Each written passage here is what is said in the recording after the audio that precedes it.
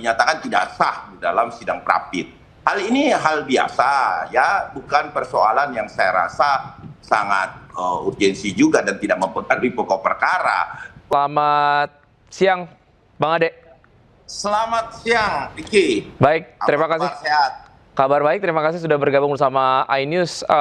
Apa pendapat Anda terkait dengan putusan dari sidang pra-peradilan hari ini, Bang Ade?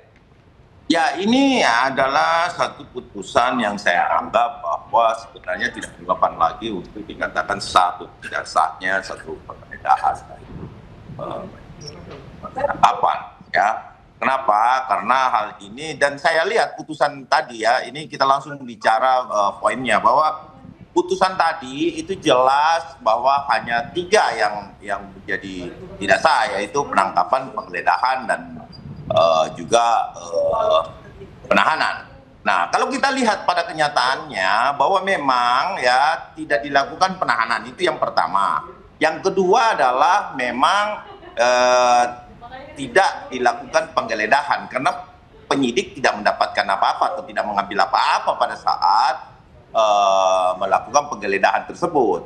Ya, terus kemudian penahanan kan pada kenyataannya memang dibantar dan hanya beberapa menit saja dilakukan atau beberapa jam saja dilakukan penahanan di Tahti ya, hanya lewat terus naik ke mobil, habis itu dibawa ke rumah sakit. Hal ini saya rasa juga tidak mengganggu pokok perkara. Artinya hal ini tidak mengganggu pokok perkara karena rehab yang diajukan, terus rehabilitasi dan upaya limpah itu yang saya dengar ya, saya belum melihat putusannya langsung, bahwa rehabilitasi dan juga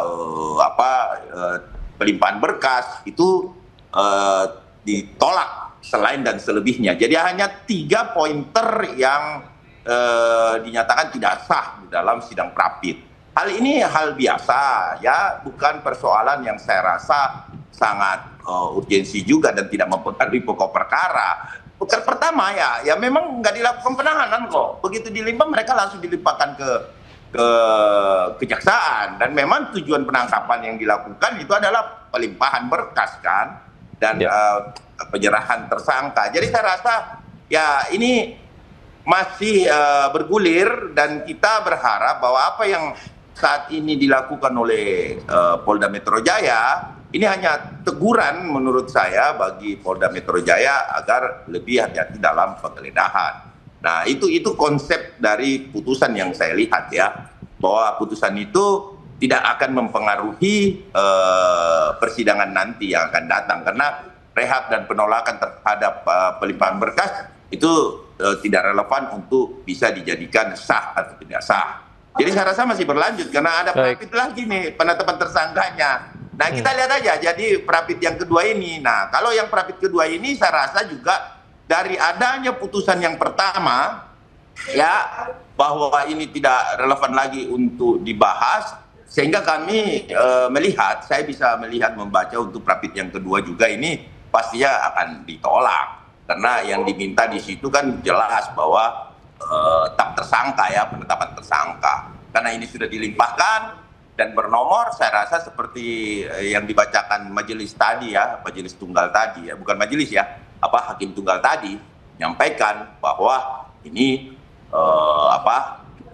tidak relevan lagi untuk dilakukan rehabilitasi dan lain sebagainya. Nah, itu cerminan untuk Prapit yang kedua kalau menurut saya. Seperti itu, Mas. Baik, Bang Ade, kalau kita lihat ada 11 tuntutan roisro yang disampaikan dalam sidang pra-peradilan begitu yang kemudian sudah diputuskan hari ini. Poin-poin mana dari 11 poin yang kemudian diajukan yang menurut Anda seharusnya tidak kemudian dikabulkan oleh pengadilan?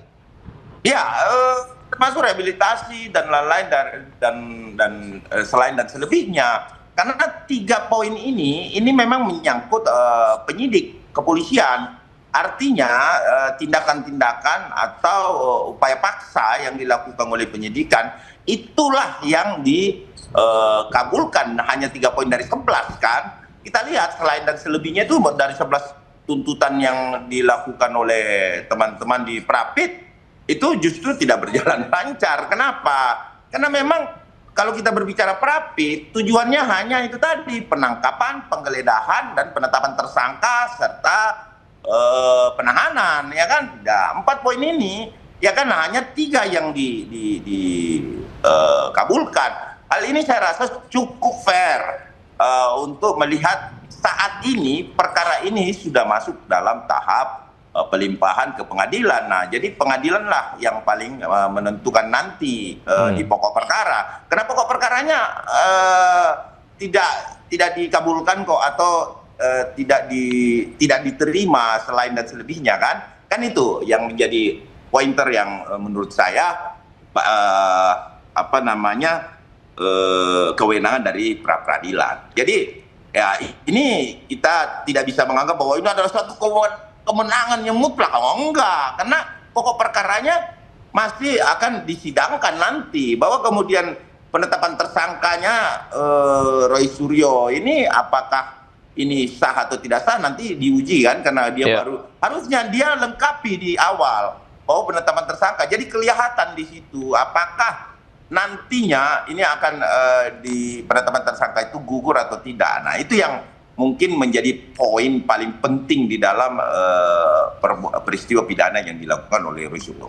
Iya, karena pokok perkara ya itu kemudian yang akan menentukan begitu ya, bahwa Anda yang menentukan nanti pokok perkara, bukan penahanan, penangkapan dan penggeledahan, gitu loh. Nah, kalau ada kesalahan administrasi di sifatnya administrasi, makanya dikatakan tidak sah. Tapi kalau dikatakan bahwa dia kemudian dinyatakan bahwa kemudian dia dinyatakan bahwa ini penetapan tersangkanya tidak sah, ini yang bisa menimbulkan gejolak di dalam satu penerapan hukum. Tapi insya Allah saya melihat sih ini adalah satu administrasi yang bersifat transisi dari KUHP baru dari KUHP lama ke KUHP baru sebenarnya.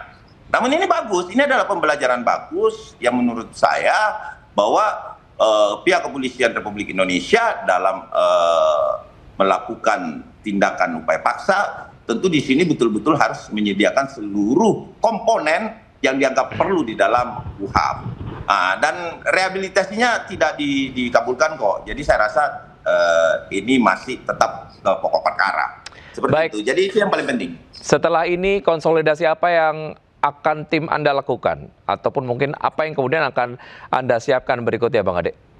Ya, tentu konsolidasinya kepada pihak kejaksaan, karena kejaksaan sama sekali pihak turut termohon itu saya rasa sudah tidak dikabulkan ya pemohon untuk hal yang dimana meminta termohon untuk tidak turut termohon ya, untuk tidak melimpahkan berkas itu tidak dipenuhi. Dan di sini sangat kelihatan sebenarnya bahwa apa yang akan terjadi ya tentu nanti finalisasinya di sidang pokok perkaranya gitu.